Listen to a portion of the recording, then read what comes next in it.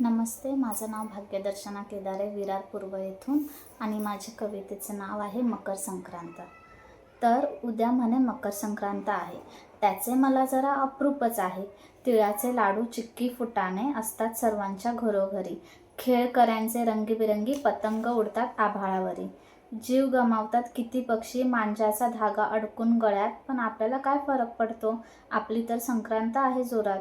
कोणताही सण पर्यावरणाचा भक्षक असेल कसा, पर्यावरण समतोलाचा मानवानेच घ्यायला हवा वसा. तर उद्या म्हणे मकर संक्रांत आहे, त्याचे मला जरा अप्रूपच आहे. तिळगुळ घेऊन तर सगळेच गोड बोलतात, खरं तर तिखट बोलून साथ निभावणारे जिंकतात.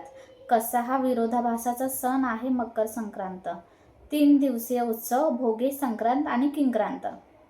तर उद्या म्हणे मकर संक्रांत आहे, त्याचे मला जरा अप्रूपच आहे. दडपण आणि भीतीदायक अशी या सणाची नियमावली. रात्री झोपताना स्त्रीच्या कपाळी हवी म्हणे कुंकू किंवा टिकली. स्त्रीने पहाटे उठून केस धुवावे तो सोन भोगी. असे न केल्यास पुराण म्हणते तिचा नवरा रोगी.